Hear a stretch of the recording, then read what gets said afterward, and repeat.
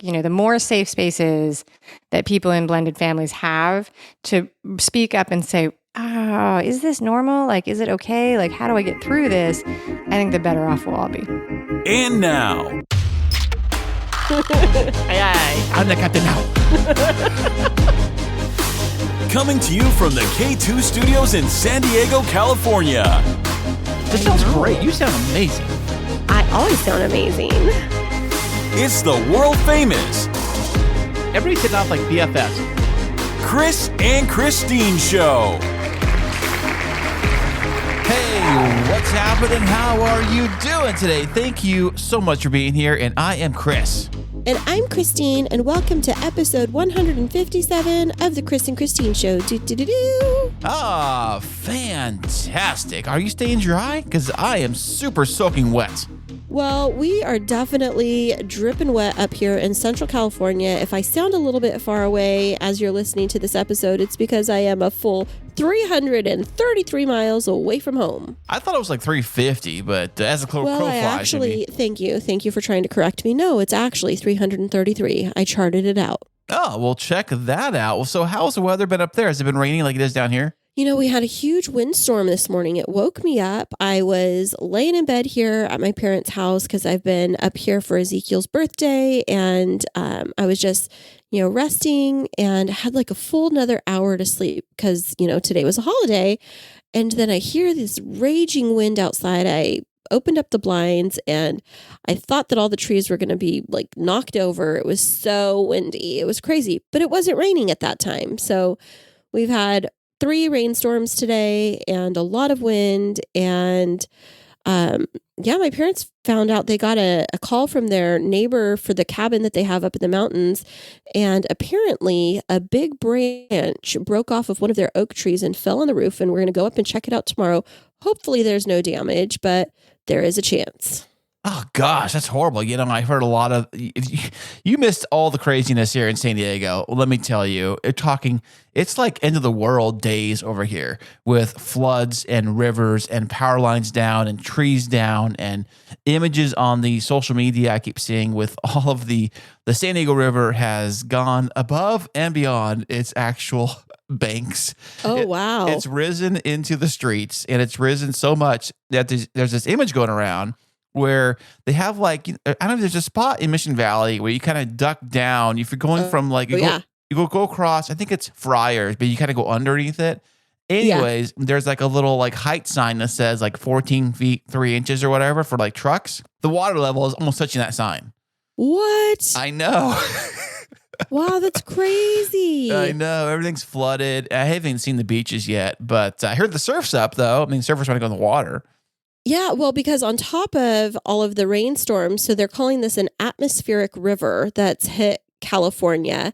But on top of that, it also is the King's Tide, which is this time of year, happens every couple of years where it's the highest tide of the year. And so it's these monster waves that come in. But that plus a storm surge has just knocked these waves over the seawall, like Pacific Beach. It's like flooding everywhere. It's crazy.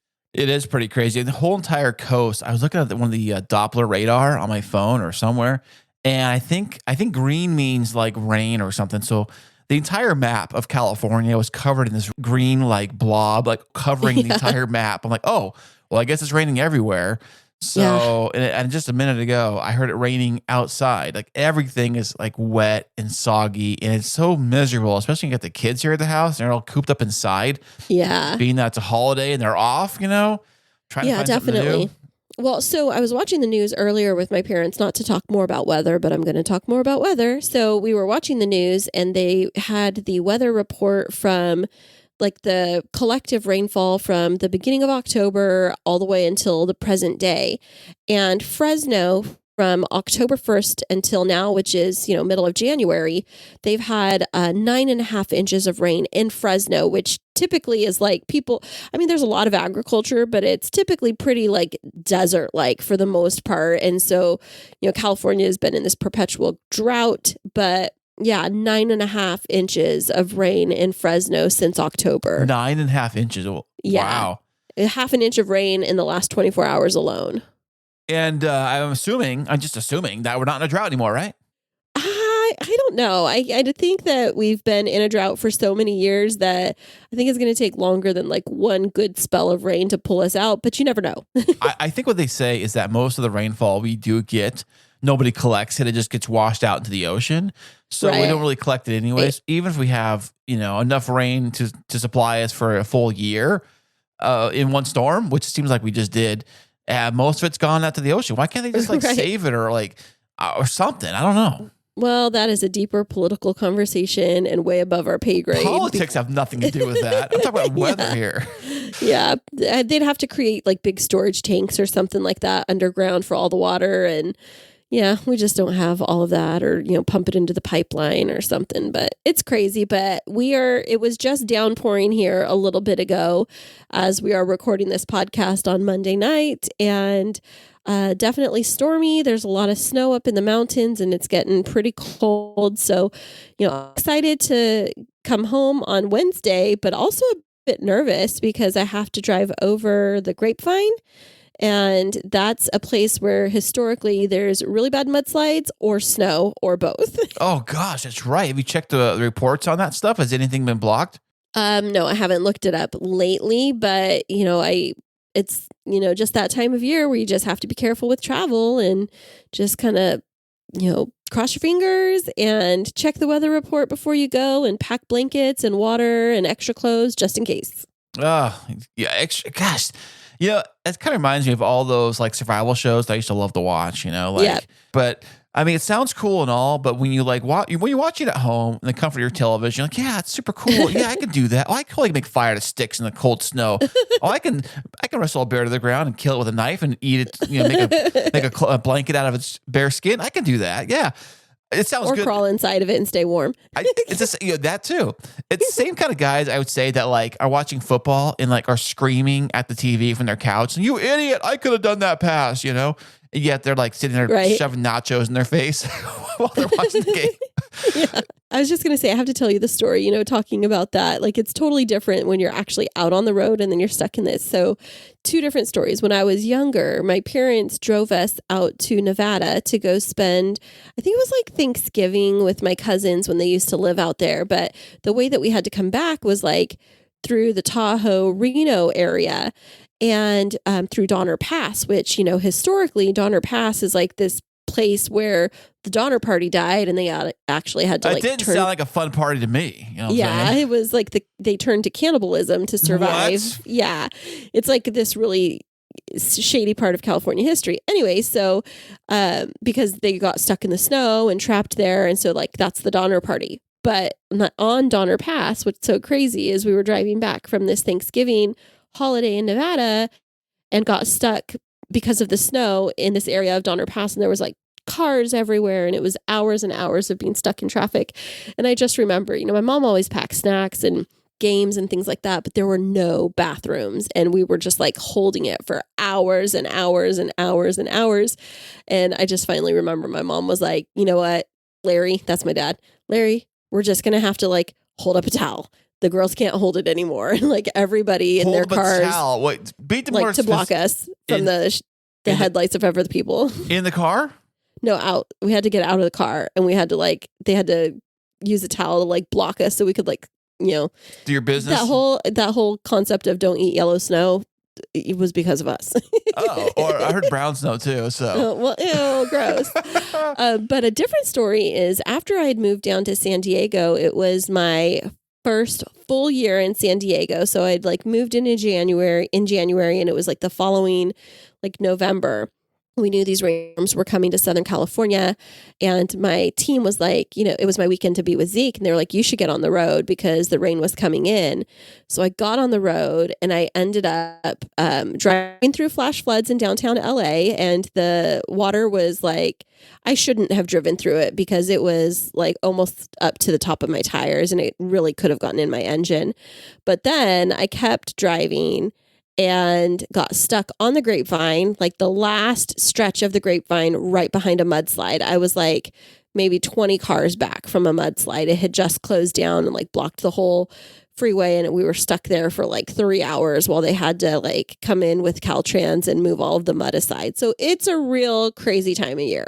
Oh, I hate weather. You know, only weather I like is clear, sunny days. You know, I'm talking about like 80 degrees, sunshine, and not a cloud in the sky, but funsy, you know? No, I like the cold. Just not the rain.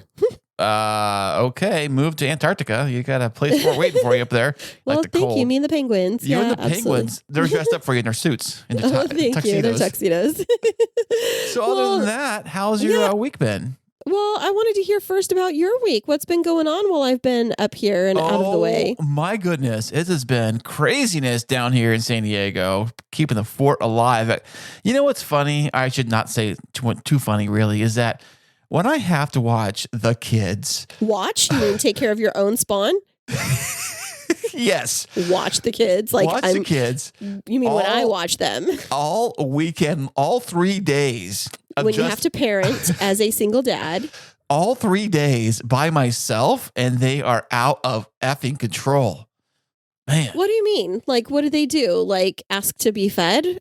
No, that's not the thing. And want attention? I wish it was that easy. Just acting up at the store, just acting up everywhere we go, trying to be shock jock, trying to, you know, the things that Mason does, it just kind of gets out of control where he tries to be he'll do anything crazy things that Jacob does tell him to do. Like, hey, do this thing really quick, and they're playing catch in the store with the balls that are for sale, stuff like that. They're being loud, obnoxious at the restaurants. Crack the whip. They don't do that with me. I mean, they do a little bit, but that's why they don't like me, is because I'm very strict on them. Because if you give a mouse a cookie, like if you give them an inch, they're going to take a mile. Just don't do it. Just lock it down. Oh, I know. It's just been like that going on. And of course, with this weather too, it's hard to get them to go outside and ride bikes or do the normal stuff they would be doing. They can't do that because it's been pouring like cats and dogs out here. So they've been cooped up inside, playing games and doing whatever. But let's be real about that, because when they do want to go outside, they'll want to go into the backyard and play football. And you say, don't go play on the grass. It's all muddy and you're going to get dirty. So literally they do want to go outside and get muddy and dirty, but you don't want them tracking anything in the house. So really, you can't have it both ways, dude. So speaking of being muddy and stuff, I took all of their shoes and threw it into the sink in the laundry room because they were all just covered in mud and muck and everywhere. Was like... Literally, like, there's like a Foot Locker's worth of shoes they left outside there. And I put them all in the thing, in the sink. And then, because they're full of water, right? So they had to run the water out. So, plus clothing too. Plus today, Jacob comes inside after I don't know what happened, but he was covered in mud, all of his pants, all of his shirt. Like he did a slide or something, because they were playing outside in the rain for a little bit until it started getting more rain coming in. Yeah. Because Mason is into baseball now.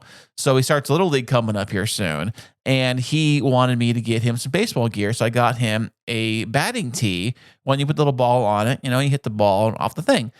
So he had those practice wiffle balls he was playing with out in the backyard with the thing until it started getting raining. And both kids were having a blast hitting the ball off the tee out to the hill or wherever they're hitting it to.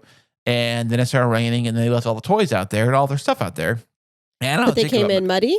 Well, Jacob did. I don't know how they got the mud on him. I told him, Jacob, go upstairs. Here's a plastic bag. Put all of your muddy clothes in this plastic bag and we'll take care of it. You let him walk upstairs in muddy clothes, Christopher? Well, I told him not to, but But then you handed him a bag and told him to. I said, please just put everything in here very carefully. Don't get mud everywhere. Just put it all in this bag. Just hose him down. Just make him strip down and hose him down. Let him freeze. Throw him a towel outside. That's what I would have done. That's great parenting advice from Kristine. You've heard it here first. The cold freezing rain with snow and ice. Hose him down. Did you survive Mudpocalypse 2023? I'm working on it, but I have not survived Clover apocalypse. What's going on with Clover? She's leaving little Tootsie Rolls on the carpet again. What? I let her outside for 5 minutes today. I'm like, I set her down for a little bit. I go do something else. I check out her. I'm like, where are you at, Clover? And then I go in there. I see your little presence on the carpet for me. And I'm like, Clover. And then I look at her and I have a little conversation with her. I tell her, go sit down. She goes on the couch, sits down. And I'm like totally looking at her. I'm telling her, look, Clover, no pooping on the carpet. And she looks at me like, I said, no, pooping is in here, in your playpen. We gave you the little bark potty. That's where you go poop, right? And she looks at me like, Too many words saying the P word. No more. And she's like, I I'm so cute, right? And she's a whole like laying on her back, like, I'm cute, right? She's like, my mommy's gone. There are no rules. Yes, I think that's what happens around here when the kids are gone and you're gone, and everybody else is gone. It's like chaos. But that's the thing is, you and I have talked about this before, is that, when you're home with your boys, you're not watching them. You are their parent, their biological parent. So, honey, you gotta not act like you're just babysitting them and they're like misbehaved kids that you're babysitting and you can't wait for their parents to get home to hand them back over. You are their parent. Actually, I can't wait till school starts tomorrow morning. It's going to be so much fun. I can't wait. It's like the first time in history of life where I'm actually going to get super excited about taking the kids to school. It was one day. Oh, my word. I'm like, yes. Tomorrow can't come soon enough. I'm giddy. See what I deal with, everybody. This is why I'm like, I need sanity. I need to go do weddings on the weekend. I need to do weddings on the weekends. Well, I'm sorry that you've had a rough weekend up there. I, on the other hand, have had a fantastic weekend. I am here up in Kingsburg where my family is because it is Ezekiel's birthday week. It's also Jacob's birthday week. I mean, we have boys that have birthdays one day apart, which I think is so bonkers, isn't it? That's crazy. I mean, think of the odds on that, Right. I mean, imagine if they were the exact same age. That'd be really trippy. Gosh. That'd be too much. That would be so crazy. It'll be like they were twins. But it would be, yeah. But I came up here on Friday, late evening. I left just after work and got on the road, and it took a long time to get up here. But I've been spending time with my family. I threw Zeke a birthday party last night. Actually, we threw the birthday party, you and me. You just weren't able to be here. We hosted a dinner. Yeah, thank you. So hosted a dinner. I asked Ezekiel what he wanted to do, and I feel very fortunate because it's like, he's turning 18. He's becoming an adult. And when I asked him what he wanted to do for his birthday party, and I just left it wide open, like, do you want to have a party with friends? Do you want to do this, do that? He really, like, the first people that he listed that he wanted is all of his family, like my side of the family, because he's so close with them. And like, it warmed my heart that those were the first people that he thought of that he wanted to celebrate his birthday with. And so he had some friends come too, but, he picked this steak place that I used to take him. His dad and I used to take him a lot when he was growing up. And so it was great. They got some decorations. I put them up, some balloons. I made him a cake. He wanted this. He calls him Sean O'Malley. Sugar Sean O'Malley is what he calls them. He had this one image that he really wanted to have on his cake. And so I had to do my research, like, how can I get an edible image printed while I'm in San Diego, but have it ready when I get up to Fresno? And did I just want somebody to make his cake, but I couldn't find somebody to make his cake. So I was like, you know what? I'm just going to make it. And so fortunately, there's a cake place called Creative Cakes and More here in Fresno, and they do the printing of the edible images and sell everything that I needed to make Zeke's cake. So I got all of that on Saturday and made his cake. My mom and I made his cake. And then on Sunday, we had all of our family go out to dinner, and it was really fun. And then I had Zeke today and went and bought him some new slacks and took him to lunch for tri-tip. And, he was just so grateful for his birthday party. We had such a good time, and he just kept telling me what a great time it was. But he was most excited about his birthday present. Oh, what was that? Well, his birthday present is he really, because he's turning 18, he wants to go to an 18 and over comedy club in Vegas. And there's this comedian he really, really likes that he watches on YouTube who is going to be in Vegas.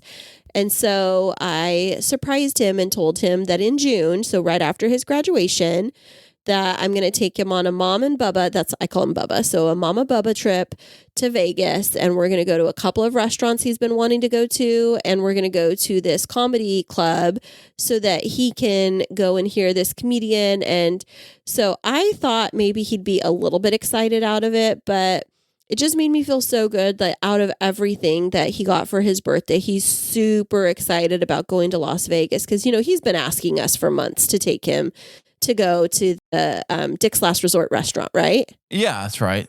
Yeah, so we're going to go there, and then I'm going to take him to this comedy show, and he's just over the moon. And, I love that because quality time is my love language and he wants to spend time with me. He's really excited that the two of us are going together, and I'm just really excited to be able to spend time with him. And I just can't believe that my kid is 18. Fantastic. I can't believe it either. You know, you got an 18-year-old. I got a 13-year-old over here.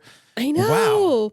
Yeah, because we have Jacob. So I'm coming home on Wednesday, and then we are prepping to have Jacob's birthday party this coming up Sunday. So we had one birthday party this Sunday, another one next Sunday. You know, I never thought it was going to be crazy like this in January when we first started dating. Well, I did, because I know that with kids and birthdays and blending families and all this, you know, stuff going on, it can get quite crazy, you know? Yeah, you know what it is it's just like we've tried to learn how you have certain traditions with your boys and I have traditions, and then trying to figure out how each kid's day is able to be special. I know there's been a couple birthdays where we even combined them together into one big celebration, and it's just been a lot of learning as we've been bringing our family together, hasn't it? Absolutely. And this week, our VIP guest is a specialist when it comes to taking care of blended families and being a bonus mom, as I like to call it, right, Kristine? Yeah, absolutely. And she's going to share some great words of wisdom, and we're going to talk with her about what the journey has been with our own blended family. And she's coming up with us right after this. Enjoy listening to podcasts and ever wonder, can I make a podcast? But it seems so complicated, and good audio production can take time. What if there was a way to create an amazing podcast easily? Well, now there is. Introducing Podcasting Made Easy from Podtastic Audio. My production team will handle your entire audio production, allowing you to be the star of your show. This is Podcasting Made Easy. How easy? Well, so easy, you don't even have to press record. Now that's easy. Your listeners are waiting. Let's deliver. Sign up for a free strategy call today at podtasticaudio.com/easy. And welcome back, everybody. Today we have another fantastic VIP guest. She is a certified life coach focusing on blended families. Welcome to the show, Amy Stone. That's so fun. Thank you guys so much for having me today. Hey, Amy. Well, thank you for stopping by. Where in the world are you joining us today? I am, I think, completely on the other side of the country from you guys. I am in sunny Miami, Florida. We are having a cold snap today, and it is 66 degrees. Oh my goodness. We heard that there was like some snow flurries just true? A couple weeks ago in Miami area. Probably not in Miami. Maybe in because we got this long, skinny state. And so maybe in northern Florida. Oh, you know what you might have heard? There was some confusion because we were having a cold snap and they did fake snow at one of our NFL games. I saw that. That wasn't and real? People got confused. It wasn't real. It wasn't real. It was just like a thing, but it was confusing and people were like, was there snow? But it was only 50 degrees. It was no snow. That's so funny. Yes, you're right. Because I was watching the news and it was they were coming out of an NFL game and they were like, it's so cold. It's snowing in Florida. It's snowing in Miami. And I was like, there is no way. And I told our boys, because we just went to Miami on summer vacation this past summer. They're like, no, that's so crazy. It gets so hot in Florida. That's weird. It would be crazy. It would be really, really crazy. Well, how do you handle the Miami heat, as it were? But I think of it, you guys you're in San Diego, is that right? Yes. Okay, so you don't have a huge seasonal flux, but it's kind of like winter for us in the heat of the summer. You either go away, so it's summer, so a lot of people do travel and go north and avoid the whole thing. And then the rest of us kind of stay inside unless you're doing an outdoor kind of activity. So unless you're in the water or paddleboarding or doing something where you're not at the mercy of it. It is miserable here in July and August and September. That's very when hot. we went. It was July. Yeah. Very hot, very humid, very sticky. Oh, Yeah. it kicked my butt. I almost fainted. I saw on the weather on my phone, like, 90 degrees. I can handle that. No problem. Then it was like 100 and whatever % humidity. I don't even know. Right. Well, Yeah. Okay, the story goes like this, Amy. You're going to appreciate this being from the Miami area. Is we went out to one of the gator parks and we did the little the airboat experience. But then afterwards, Kris had his GoPro and he wanted to walk around and he wanted to take video of everything. And I'd asked him if he wanted to get a water bottle and he was like, I'll just be fine. Well, they have those wooden plank walkways that seem to go on and on forever, and you never quite know which way to go to get back to the front. Well, he ended up getting lost on the wooden plank walkway in the Everglades. No. And then there was like very little cell signal. So I get this panicked 911 text from him that he's like on the verge of passing out. And we have all 3 boys that I'm wrangling, and it's 95 degrees and a typical, very humid Florida, Miami day. So that was Chris's first full day in Miami. Oh, it kicked my That's butt. rough. It's good though. I always tell people to go do the gator experience because that's a true thing. Did you guys see though alligator? Because we see them in the winter when they're coming up out of the cold water. Oh. So did you guys see a lot during the summer, or were they down deep? Well, we did see like the guy in the little boat says, "Look, there's an alligator. It looks like a rock, Yes. or a branch or something. No, it's an alligator right there, and there it go. Oh, okay, well, that's about all we really saw. They did have one in like a little like zoo exhibit thing, and the keeper came in and they did the full on like watch it do it, eat this food, or watch it do this thing, or that kind of stuff, like for tricks really more than anything else. Yeah. But I was walking over one of the little bridges they had, and I just looked down in the water, and there was a baby. I mean, no more than maybe 8 inches long. Did you get a picture of it? Yeah, I do have a photo. So it was like very young. And I did get to see that little one, but I wasn't about to get any closer because you never know if there's a mama nearby. I was going to say that's when we don't go anywhere near it, because that's where the mama should be nearby. But Right. if you ever come back in the winter, you can go out to this place. It's bizarrely called Shark Valley. There's no sharks. I have no idea why they call it Shark Valley. But and there's a concrete path that they made. It's 14 miles and there's a tram, and halfway down is an observation tower. And because of the concrete path, it's asphalt. And so in January, February, December, when now it's still not very cold, but when it gets cold, the alligators all come up on the path to warm up. And so sometimes you can go out there on the tram and see, we used to take the kids out there and you can see 100, 125 as you go around. Oh my word. Because they're all over it's a very cool, I recommend that for everybody. It's a park, a state park or a national park. It's part of Everglades National Park, and it's called Shark Valley. So you just go in, you pay your park fee. You can walk, you can ride your bike, but there's also a motorized tram that goes around and takes people and sees it. And at the end, you can climb the tower and look all over the Everglades and see that there's really nothing there. It is a sea of grass and water. Well, I was going to say, walking out to the observation tower, considering you might run into 100 or 125 gators, is not a great idea. After living in Florida for 25 years, it is something that I understand. They're really very docile. The black Florida, it's the Cayman gator, and it's really very docile. It's not going to go after an adult. And so now I might be, not as nervous as I was 25 years ago. But when we used to start to go, I wouldn't stop. We would take our bikes out there and I would not stop. My husband's like, "There's a gator." I'm like, I believe you. I believe you. Moving on. Now, Amy, is it true about what they say about water? If there could be gators in every body of water you see? That is what they say. I have not tested it. I believe them. So there's lots of water. We're in Florida. Like, there's a creek everywhere. There's all kinds of Yes. water. Every single off ramp had a puddle of water everywhere.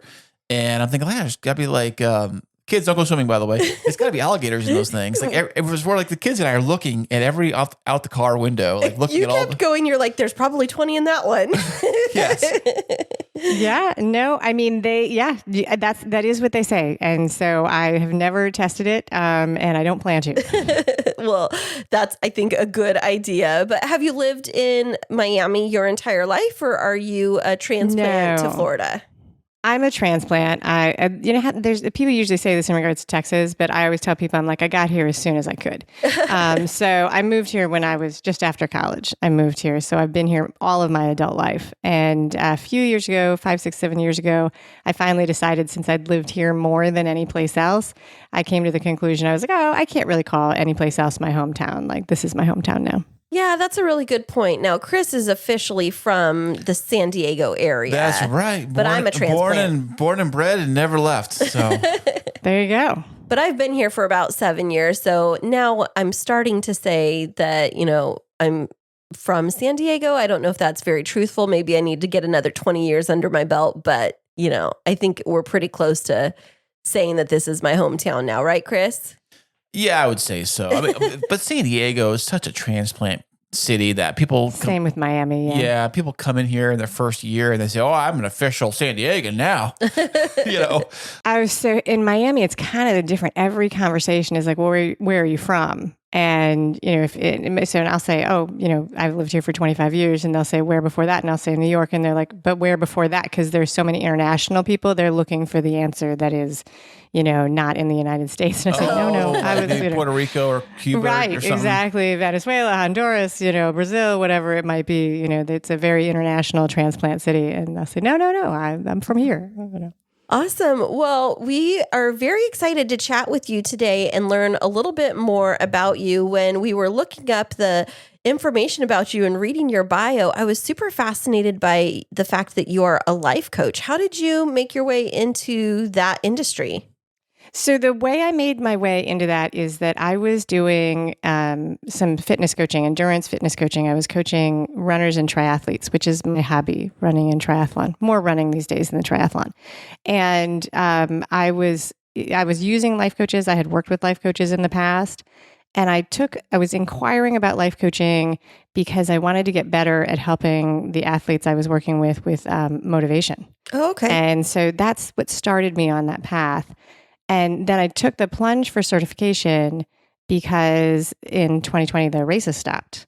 And so where the people I had been talking to about their marathons and their triathlons, I was, talking to them about, intrinsic motivation and external validation.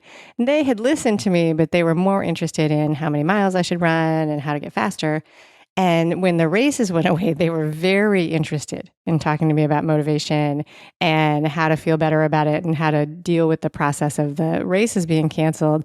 And I very quickly realized that while I had some answers from my research and my experience, I didn't actually know how to do that type of coaching because it is very different. And so I was like, okay, then I will take the plunge and learn how to do this style of coaching. And so that's how I got started. So let's back up for just a second. So working with runners around motivation, I guess I just have this assumption that if you're in the industry, like not in the industry, but if you're into running and you're into races, that you're automatically always motivated. Is that true? I suppose so. Where it comes up definitely the runs that I was working with people on were like marathons, and you're pretty committed before you even start that process. So there's a piece of that that's definitely true. But what can happen with people who take on big goals, and you see this in all parts of life, when you have a goal and you do everything on your side that can go right, but the circumstances, the environment works against you, right? So if you have the goal to win a race and you show up and there's somebody faster, you do your best, but you don't win, right? So you've met all of your marks, but you don't win. And if you're not set up to deal with that situation, you can be really hard on yourself. So as a coach, those were the kind of situations I would do. If you have trained for a race and you show up and there's 10-mile headwind, or the course was mismatched or misrouted and it's a lot hillier than you thought, maybe you have a time goal that you're really, really invested in and it's not actually possible to get, but you just didn't know it, right? Or you get sick on race day and you can't go, right? You That's can't gonna be run. horrible. Like What your do you performance. do? Right. Well, yeah, you have to have like the skills. That's where like the motivation coaching comes in, where before the race, we talk about it. We're like, okay, what are your goals and what are the situations they're afraid of and what are the other things that could happen and how will you navigate that beforehand so that you're ready for it? Amy, how is someone actually trained for a marathon? I mean, it's 26 something miles, whatever it is. 26 miles. Yeah. Yeah. How do you train for that? Little bit by little bit. You start where you are. So it takes, at least 6 months if you're in pretty good shape, longer if you've got to build up from then. And you just slowly build up so that your body's getting stronger and building more endurance to be able to do that piece by piece. So So you have to run X amount of miles every day or something? You every day, every other day, you can switch it up. So, you can do nowadays with the Peloton, everybody's got a Peloton. So it's like you'll run one no, day that's and not a bike the Peloton. next day. That's a laundry rack is what that is. So you switch it up. Maybe you'll run one day, give those muscles a break, right? The next day, do some rowing, go for a walk, go for a swim, do some paddleboarding, ride a bike, and run the next day. And then, build up slowly over a period of time. But do you actually run the full 26 when you do practice?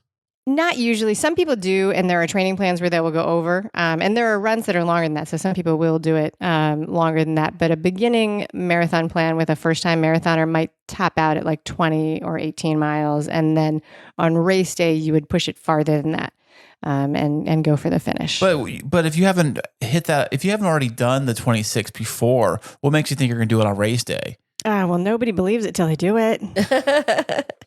Faith. Yeah. And, I've wondered about that when I see like marathoners on the Olympics or when I see on Instagram my friends that are running half marathons and full marathons. For me, like I can barely, so I have never been good at running. It's never been a strength of mine. I excel in the water, but like I'll see a runner just like running for fun and I don't get it. Like because I've not experienced it. Run for fun. Well, I only run because I'm chased. No, listen, not everybody loves it. So are you a swimmer then? Yes. Uh-huh. Yeah. And they don't usually go hand in hand. I got to tell you, like people, that's the group of people who when I talk to them, I love swimming. It's a completely different thing. It's a different animal. Yeah. And so I guess that's where, when you're talking about motivation, and that's where I struggle because I've always thought, oh, well, all these people are running. Maybe I should try and be a runner. And then when it comes around to motivation, I'm like, I can't even get myself off the couch to think about putting on my tennis shoes to run down the street unless a dog is chasing me. Right. But so I could see how your work would be really important. But do you also cross over into working with individuals? Because you mentioned like fitness coaching. Do you work with individuals that are just trying to like start working out for the first time, or is it more established athletes? I never did that, and I don't work with athletes anymore. So when I switched over to life coaching, part of that process of going through that certification was that I decided that was not the type of coaching I wanted to do anymore. So now I don't work with anybody. I just do my own fitness coaching. But so the people I worked with were training to run marathons or Ironman triathlons, so they usually had some fitness under their belt. Okay. So you mentioned not being in that dimension anymore, and we know that you are working with blended families. What made you decide to take the jump out of working with runners and into the long haul of marathon relationships? So my lived experience is that I am a stepmom and a mom. And so I had that experience. My stepkids are grown. I've been a stepmom for over 20 years, and my biological kids are 6/7 grown. I've got one in college and one in high school, right? Okay. So, and so that was my lived experience. The life coaching process, like the process of certification, this probably won't surprise you, is pretty introspective. And it's kind of there's a piece of it that's a personal journey, right? You're learning these tools, you're practicing them on other people, you're thinking about how they apply to yourself. Mm-hmm. And so through that process, I realized that I really enjoyed doing that. And you have to do, or I think that all programs are like this. The one that I did, you have to do a certain number of hours with other people to demonstrate that you have some skills and do some supervised coaching and all of the things like that. And so I made a decision to just find total strangers to do that, not to use any of my fitness clients for that practice stuff. When I look back at that decision, it was probably a little bit about the fact that I was testing out the waters for, do I want to do a different type of coaching? Right. And like I couldn't have verbalized that at the beginning though, I will admit. And so I just made the decision. I was like, you know what? I think that I can make a bigger difference here. I think that I'd like to do more of this. And I took the plunge. That's so interesting. So you mentioned being a step parent for 20 years, but not being a life coach until more recently. Yes. So, we're very transparent about the fact that we have a blended family, that we came to this both with children, Kris and I, with children from previous relationships. And so when you think back to, 20 plus years ago, when you first became a step parent, what was that transition into having stepchildren like for you? Well, I'm glad you asked. So I freely admit that I went into this with rose-colored glasses on, thinking I had it all. Thinking everything would be fine. I didn't think that I had it all figured out.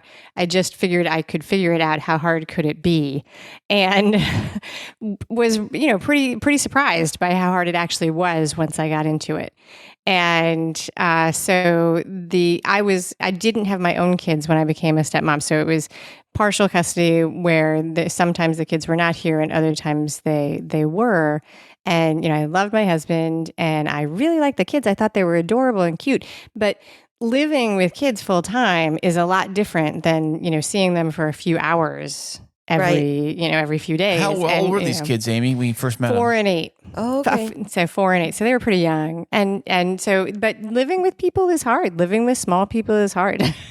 Oh, yeah. It was hard. So what I tell people, I say, I did not know what I was doing and I had to figure it out as I went along. And one of the challenges I think of blending a family or stepping into a family where there's already children where you may not have them is that it is a rapid transition.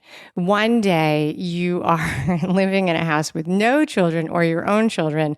And, you think about it and you talk about it and you plan it. But there comes a day where all of a sudden you are living together, whether it's for, half the week or a whole week. And it's a rapid transition. It's different than I think a lot of people expect. That's one of the reasons I think it can be hard in the beginning. Yeah, it definitely can. And so, I had that experience. So my son lives during the week with his father about 300 miles away from us. So I was the one that moved into the household with Kris and his 2 boys that were with us 50% of the time. And so, one of the things that I've always wondered about is how or did you experience feelings of, I don't want to say being left out, but almost like trying to figure out what your place was because they already had an established little family unit? So it's interesting the way you phrase that because you've been through it. The answer is yes, absolutely. And at the time, I felt like I was being excluded or I felt like an outsider.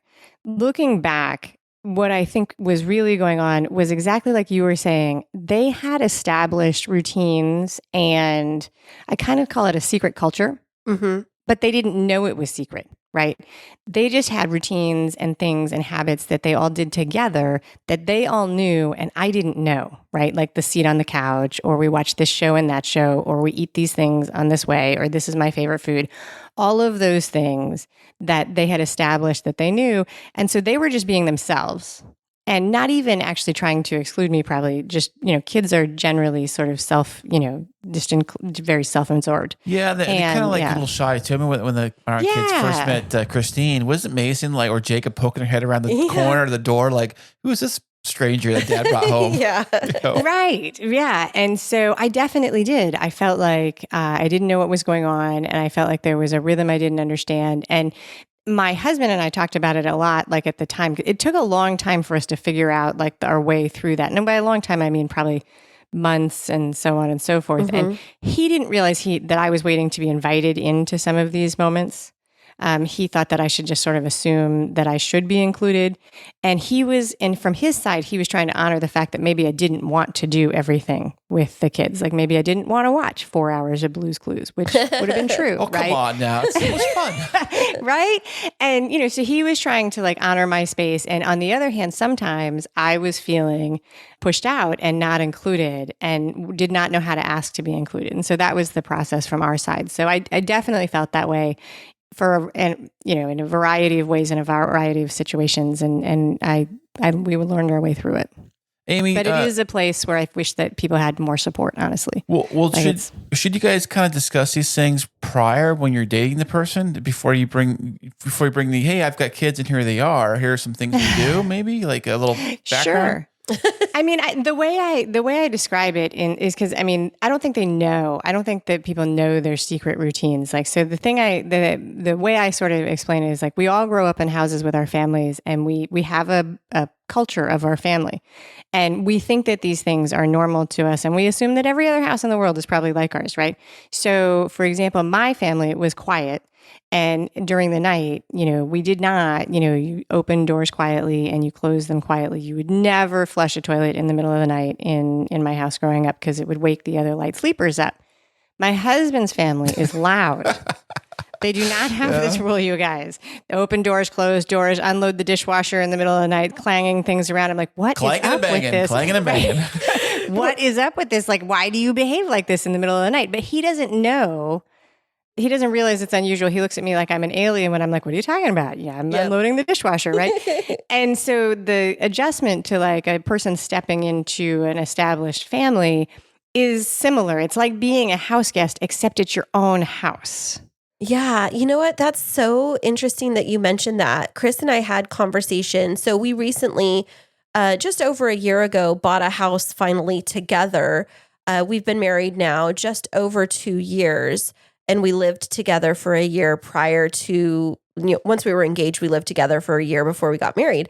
But I remember when we were in the old house that Kris had bought by himself as a bachelor, with his 2 boys. Bachelor? It's because it sounded like it was a bachelor pad or like something. as a single Did you dad. have a black leather couch? Because it's a rule. Yeah, just to mind the white stains on the... Big TV, leather couch. No, I had nothing leather at all. I couldn't afford that. But he had the big TV. He had the picture of the caricature of the bartender dealing a martini. That's my favorite picture. Yeah. But when I came in and there were certain things that were kept a certain way, and after we got married, that was a conversation where I still sometimes felt like I was a house guest, even though I was paying the mortgage. Like it just didn't feel right. And so for us, it was a big step forward for us to buy something together that was uniquely ours, but not everybody has that opportunity. And so figuring out like how to help yourself feel comfortable when you are coming into a family unit that might have been more established and you're trying to not push your way in because you've been invited in, but sometimes it does feel like you're pushing your way in or like having to make room for yourself because maybe the others aren't equipped with the skills to help you feel welcomed into that little group.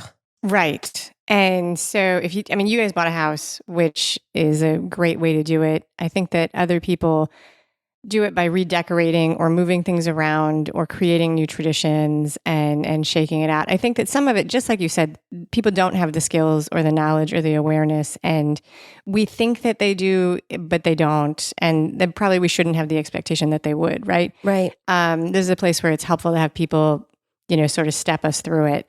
And so in my case, it was, when I said to my husband, I said, I feel like you should invite me. And he said, I think you should just assume that you're invited. That was us realizing that we were not at all on the same page. Oh, yeah. And so that was the beginning of that process. And this was a long time ago. And truthfully, I was not taking notes like, hey, I'm going to teach people how to do this 20 years from now. So I remember the high points, but not necessarily all the details sometimes. But one of the things that I remember which was really interesting, we moved my husband's bachelor apartment couches into our first house. They were green, not black, but it still fits the mold, right? Right. And they were small. And one of the things that I really struggled with was I felt like when we were all around, we didn't all fit on the couch. And so I felt squeezed out, like literally squeezed out by, it was him and the kids on the couch. Oh. And when it came, and at first we went round and round like, well, why do you feel that way? And make space and so on and so forth.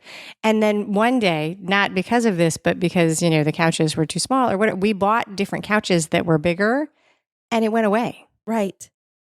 Didn't we do the same thing, Kristine? Yeah. It's so funny that you're mentioning this, Amy, because when Kris and I started to get really serious and talked about moving in together, and he had this couch, it wasn't the leather couch, but it was one of those where both sides of it are a recliner and the middle is just and the middle has like that. Yeah. Well, there was like a cushion in the middle, but you could literally fit only 3 people, but we were becoming a family of 5. And so But I had those other chairs I would bring in. If I watched, you would bring them in, though. Yes, it was like. But there's a good spot on the couch, Right. Like there were the good spots. Right, exactly. And so we went to the furniture place with all three boys. And part of the test for the couch was we all five had to sit on there and feel like sitting as if we were watching a movie together so that everybody was comfortable. And that was the kicker. Like once we found the couch, because the way that the old living room was, there wasn't room for another couch. It was just an odd shape. And so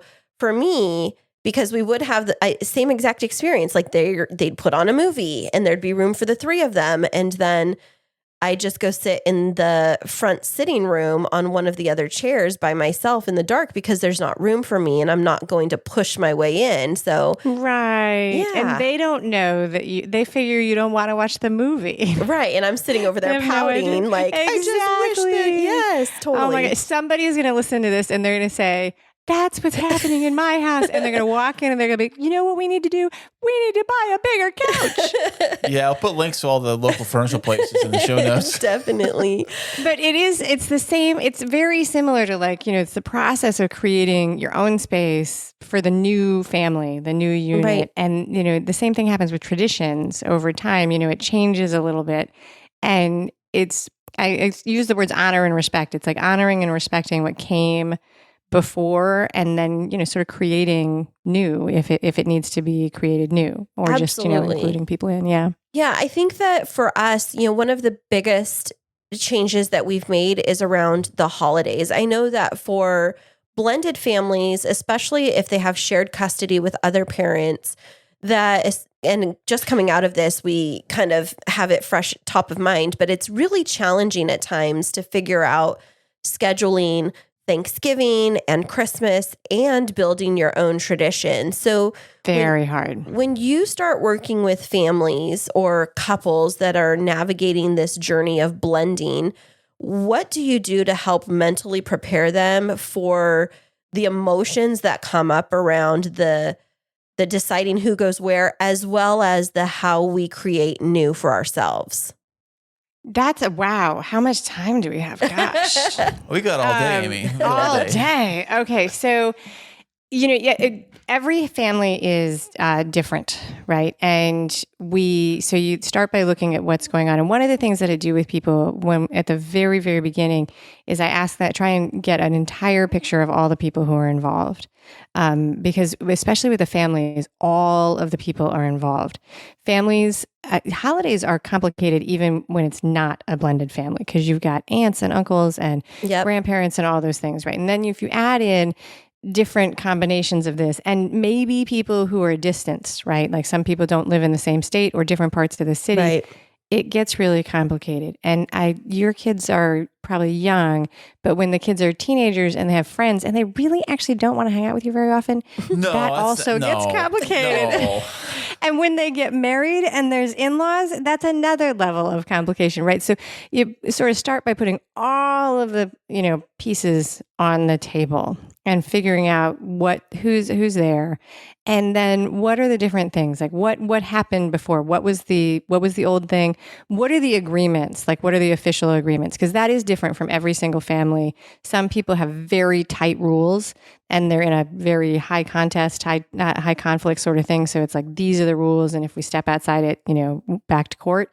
And other people have very fluid arrangements. And so you've got this is the rules, this is what we used to do. And then it's taking some time to look at what is it that you want? Like, what are the things of this that you really enjoy? What are the parts of it that you love? What are the parts of it that you didn't like? What would you like to do? And figuring out what pieces of that you can create in different ways. And the reason I lay it out like that is that sometimes we will be tempted to hold on to things that we used to have, even if we hate them.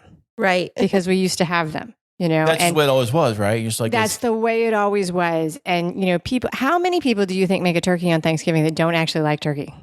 Yep. That's a good point. I mean, it's like the funniest thing. And so, and there's, as long, if it doesn't bother you and it's not causing a problem, then that's totally, I do not judge. But in this case where you're looking at what can I do and what will make me happy, then that is where this is the time where it's like, okay, this is this. And then there are other tools that go in and it's different for every person. So some people will look to do holiday celebrations with their kids on different days. Like they will say, okay, I'm going to have a celebration on a different day because the celebration is important to me, not necessarily the day of the holiday. Yeah, we've done that here. Yeah. Other people don't like that. Other people, it drives them bananas. So, that doesn't work for everybody. And it's going to change from year to year. So my stepkids are grown. When one of them was a teenager, I remember we were having Thanksgiving, and my stepdaughter kept calling, and she was like, "Well, what time are you doing dinner? And what are you serving? And can we move it a little bit?" And this was going on for a couple of days. And hey, can we move it again? And hey, would you mind if we came over at this time? And finally, I said, "Hey, wait a minute, time out. Why do you keep asking me to move this?" And it turned out that she was going to try and go to 4 separate family dinners. And try and eat at all of them. And I said, listen, take us off the list. Like, come over whenever you come over. We're going to be here. Spend some time with us, but please don't let this meal pressure you into trying to do too much, right? Like we will just spend whatever time you have. And she was like, yeah, but I really want this and that. And I was like, I will make you a plate. We will do another dinner, right? And so it's the balance of opening up the communication, figuring out what's important, and then I don't want to be like all rainbows and unicorns here. Right. There definitely are times where a piece of this is acknowledging that it's hard and we don't always get what we want. And the life coach in me just wants to throw in there, that's not necessarily just because it's a blended family. That happens in all kind of families. You can have a dream, family get together, and half the family gets stuck because Southwest canceled their reservations. Oh, right? Yeah, yep. Right. So it's the only thing I offer is like, don't just beat yourself up thinking it's because of your family construct. It just is like, this is what's going on this year. And how can we enjoy it? Absolutely. That's really good advice. And, I want to kind of build off of that. You'd mentioned thinking that our kiddos are young. Actually, our oldest is turning 18 next week. Our middle, I was wrong. Yeah, our middle is turning 13 next week. They're still young to us, you know. So my son, my biological son, is turning 18. And then the next day, Kris's oldest, my stepson, turns 13. They have back-to-back birthdays. And then our littlest is 10. And so we're in that stage of like for the little ones, because they're with us 50% of the time, the tween stage. And so I was wondering, because I know it's something that a lot of step parents encounter, is the like, you're not my mom, or my mom said I have to do this whenever. Or my mom lets me do it this way. Right. Or I bet she does. Or my dad, and not picking on the kids, because this isn't about them. This is about they're trying to navigate something. But as a parent, I will tell you, I'm really stuck because it's like the fight or flight response. It's like my amygdala gets fired up and they're like, well, my mom said, and I'm like, everything in me wants to be like, do I look like your mom? Probably not the right thing to say in that moment. Do you want to give me an example of a time that triggered it so that I speak on context? Okay. Oh, she got plenty. Which one? No, well, and again, being delicate about the situation. So we've been navigating some challenges in terms of screen time access because of getting into trouble at school. And not just about grades. And so we are a united front across both households around the restrictions. But when one house is ready to lift the restrictions and we are the ones that pay the bills and we're not ready to lift the restrictions, is when it comes into a clash, even though we've communicated, you're not getting your screen time limits increased because this is the new way that things are going to be around here. But my mom said I'm not in trouble anymore. That's the scenario. So do you guys have good communication with the mom? Like, is it clean communication? Okay. Yeah, for the most part. I mean, we get once in a while kind of get our feathers ruffled, but for the most part, we communicate pretty actively. It was like a mind-blowing experience for my stepkids when they realized that we talked to their mom. And they, so because it never feels good, right? So it never feels good to have somebody say, hey, you're not my mom. Or if you're not a blended family, the line is, you don't get to tell me what to do, right? So keeping in mind that in adolescence, they are asserting their independence. right? They're pulling away. They do not want to be told what to do, although they don't know how to do anything yet. The 18-year-old really probably does know a lot of the stuff that they can do, but at 13 and 10, they think they know all the answers, and we know they don't quite yet, right? And they really do want their phones. This is a hot topic item, right? They really do want their screen time, and taking it away from them is like, it's like death. Right. I mean, you got to be ready for a war. Right. You really got to be ready to fight about it. And so, that's the reality. The reality of the situation, similar to trying to take away a car from somebody who can drive. Like, that's a big privilege for these kids to lose. But if you guys are united between the houses on the restriction and the kid calls you on it, one thing you could try and do is be like, you know what? All right, I can check with your mom. And call them on it. Be like, all right, I can check with your mom. She and I can have that discussion. I didn't know that. And this is not a rule that is mom or stepmom. This is a family rule. Right. So that's the logistic, cross-parenting thing. The separate issue of the feeling you get when somebody calls you on, you're not my mom. That's like that there's some internal stuff that you can think about there. Like, why would it matter that I'm his mom? Like, I could be saying this to you and be, Trudy from down the street. And so that is doing some searching for like, why does it bother you that they are saying you're not your mom? And you want to get to the point where you're just like, yeah, and moving on, right? This is not a mom thing. This is, I am your stepmom. I get to make these rules. I think for individuals, well, I'll just talk for myself. I'm not going to cast a broad net and pretend like I'm speaking for others. But for me, when I get that statement of, but my mom said, and it's their time with us, I think for me, you're going to have to put your life coaching hat on. Absolutely. Is for me, as you were talking, it triggers an insecurity back to, do I really belong in this family?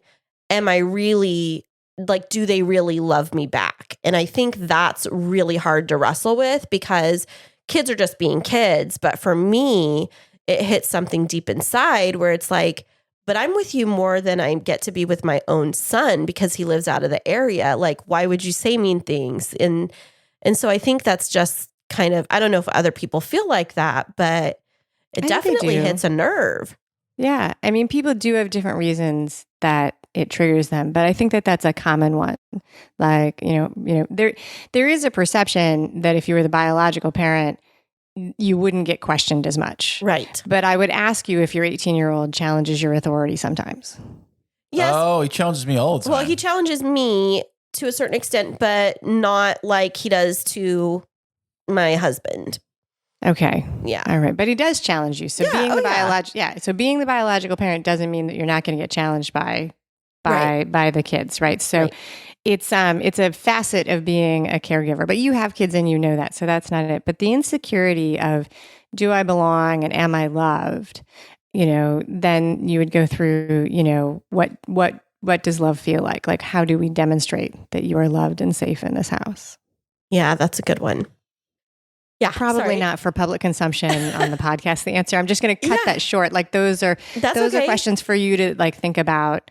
Like, what am I looking for here? And why is this triggering it? And the tool there is that once you get a couple of things that give you that feeling of love and security, you can foster that and it balances out the triggers that come and make you doubt it. And you can also pick up on the things that are causing you to doubt it. And with any luck, if you live in utopia, when the kid says, you know what? You're not my mom. My mom says I can use my phone all the time. You would then have the flash where you're like, oh, that's that thing that drives me crazy that he says, but I know that it's just him trying to get his phone, right? This is not actually about me. And you would remind yourself and be like, okay, I get it that you want your phone, and not feel like he was attacking you, even though he is attacking you because he wants his phone and it's connected to his internal being. And does that statement of the you're not my mom, or that deferring off to the parent that's not present, does that trigger a feeling of a loss of control for the step parent, where they feel like they might be losing control of that specific situation? Because I think that could be part of it for me too. Yeah, sometimes it's control. Sometimes it's a reminder of something they wish they had. So if you have a child-free stepmom who maybe doesn't have kids, they might have an underlying thing like, "Oh, I'm not enough because I don't have my own kids." And so that's something that can come up. And there's other things that probably come up also. But there's, because there's the thing that's happening, the kid who says this, and then there's the cascade of thoughts that happens inside us that creates our reaction. And they actually are two totally different things, right? It's pretty rare. I mean, when a kid screams at you, "You're not my mom, you don't get to tell me what to do." They're being little twerps and they're not being nice and they want a reaction, but they're children and they don't really, unless there's, something super unusual, they're not really trying to hurt you so much as they are trying to get what they think they want. And they don't have any tools other than that to do it. So, Amy, overall, what would you think would be the toughest part about being a step parent? Oh my gosh. So I think that the toughest thing for us was communication and time balance across the houses in the beginning, right? Getting the big, giant family schedule organized. My husband may have a diagnosed disability of inability to put anything on the calendar, which definitely What's definitely a calendar? You just tell me the day of. I'm good. Definitely made it more complicated. But that was definitely a big challenge. The communication and finding, the identity challenge was there. Who am I in this family, and what is my role, and what is my responsibility? Where do I fit in this pie? Yeah, I think that definitely hits the nail on the head for me. And so currently, what types of resources do you put together or do you have available for step parents and blended families that they can look to? So I have a couple of on-demand available small resources on my website. So I have a list of the 10 lessons I learned in the 20 years of being a stepmom, and I have the 7 action steps that I think are the actions that we took that moved us through from those lessons. So those are 2 fast resources that I have available for people. I also have a little quiz that people can take to try and figure out what is setting off the imbalance in their family, which is just a fun way to figure out, what's the problem? Is it really the high conflict X, or is there something else going on? And so I do one-on-one coaching with people. That's the number one way that I work with folks. And then this year I'm creating resources that'll be on demand so that at 3:00 in the morning, you can log onto the website and be like, "Help me fix my problems." And there'll be something available to buy.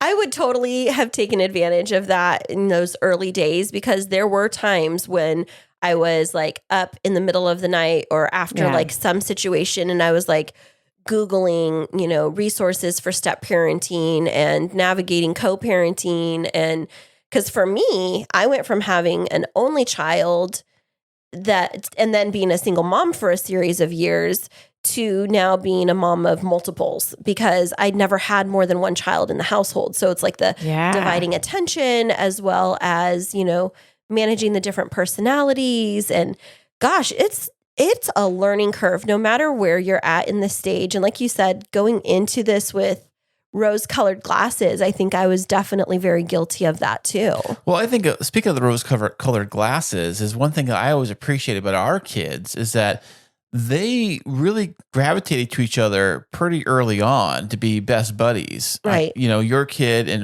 my kids, they're like best friends. They're always calling each other, talking all the time. I think when Ezekiel comes here to town, lucky. Yeah, definitely. When he comes into town, the other 2, they're excited to go to the airport, pick him up. They're excited to go be with him. All 3 of them, like 3 amigos, they're all running around the house, playing games outside, whatever.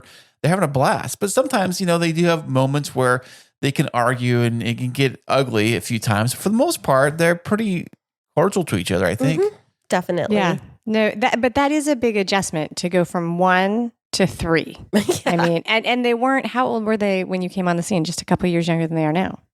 Yeah. So Kris and I have been together for almost 5 years now. So the littlest one was just in kindergarten. So and 5 and 8. He just turned 5, just turned 6, something right around there. Mm-hmm. So when you think about why is it hard to make that adjustment, right? If you guys had come together and had 3 kids together, right? There would have been separation. And that you both have had young kids. There's that part where a new baby is around where they don't do anything. Right. You know, it's like you've got the time of pregnancy, and then there's that newborn phase where they sleep all the time. And it's a long time. It's 5 years before they get to 5 years old. Right. You know, so, and you jumped in and you had a tween, and then there were two children, active children running around, yelling, doing the things, having places to go. It's a massively rapid transition, and it's not something that people can't do. But one of the challenges, I think, of being a step parent, I don't know if you experienced this, is that I didn't know who to talk to. Like, Right. I did not know, because I don't know if you guys were how much you guys were able to talk to each other, but it did not go well if I looked at my husband. I was like, yeah, I don't really want to hang out with your kids today. Like, Yeah. that's not a nice thing to say to their parents. And so finding that support network or somebody who you can talk to is a challenge. And so that's one of the reasons I want to speak up as much as I do, to sort of offer that as the more safe spaces that people in blended families have to speak up and say, oh, is this normal? Like, is it okay? Like, how do I get through this? I think the better off we'll all be. I agree. And it seems like, even though there's the statistic of, 50% of marriages fail, there's a whole lot of people out there that have been divorced or gone through a fractured relationship that may be getting into a situation of being a blended family. But for some reason, it's just not talked about very much. There's not a lot of resources. And when I was divorced and then, I don't want to say on the prowl, but, back out dating. And then she hit me up. She sought me out. She did. It was, when I got into that space of, us talking about becoming a blended family and consciously making that decision to step forward into that, I was the only one in all of my friend group that, first of all, that had a kid, because I was still reasonably young. Like, I had him when I was 23, and all of my friends that are young professionals are just, now getting married or just now having kids. So getting married and having a kid, let alone having been divorced and remarried, there's not a lot of us around that feel like we have that support system, and then amplify that with getting married in the middle of a pandemic. And it feels even more isolating. So I imagine that there are a number of families that have come together or are thinking of coming together that have gone through this period of the pandemic that are looking for help. And I think that your support is super timely. So, Amy, where can our listeners find out more about you, your coaching services, and your newly launched podcast? So my name is Amy Stone, and I very cleverly call my business Amy Says So. Oh, I love that. Nice. So the website is amysaysso.com, and that is really the best place to find the things that I'm doing and sign up for the resources. I do have profiles on social media, and they will hopefully funnel you to the website, where I do a better job of keeping things updated and all in one place. And the podcast is called The Amy Says So Show. And so it is just out at the beginning of 2023 and is making its way through all of the magic of the podcast playing services, and should be available everywhere you listen to podcasts. Fantastic. As we enter 2023 right now. Yeah. So did I say the right year? Did I say 2023? I think Yes, so. yes, you did. Yeah. Yes. It's so new in the year. I could have said 2022. Yeah. So listeners, if you are a blended family, if you have a friend or a family member who is embarking on this journey of becoming a blended family, or you have a friend that just needs some resources and support, please make sure to share this episode with them.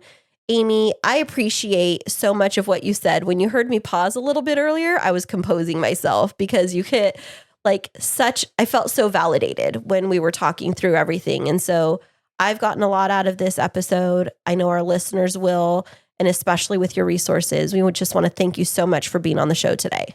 Thank you very much for having me as a guest. I appreciate it. Are you in the middle of wedding planning and feeling overwhelmed? There's no need to fret, my friend. Kristine Smith Designs is here to rescue you. Offering wedding planning, coordination, and wedding floral design services, let us help relieve your stress and make your wedding day dreams a reality.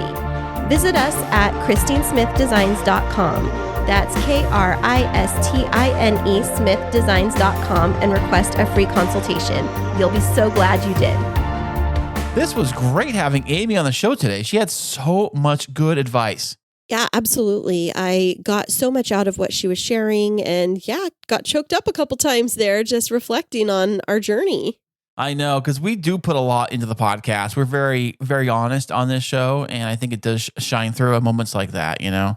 Yeah, absolutely. And so I know that Amy gave a lot of tips and resources, and you're going to put those in the show notes, right, Kris? Yeah, I'll put the tips and resources into the show notes. Everything she has, I will drop into the show notes of this episode. So you just go ahead and look down below, and there they are. Absolutely. We thank you so much, everybody, for letting us be vulnerable and listening to this show. And we hope that you got something out of it. If people want to learn more about us, Kris, where can they find us? You can go to our master website, which is krisandkristineshow.com. Absolutely. And there's lots of resources on there, including links to Podtastic Audio, as well as Kristine Smith Designs, my business. And you can learn a bit more about our blended family journey following our vacation videos that you have on the website, right, Kris? Oh, yeah. I'm going to put more up when we go to Hawaii later this year. Absolutely. So thank you, everybody, so much for listening. And we'll be back with you next week. week.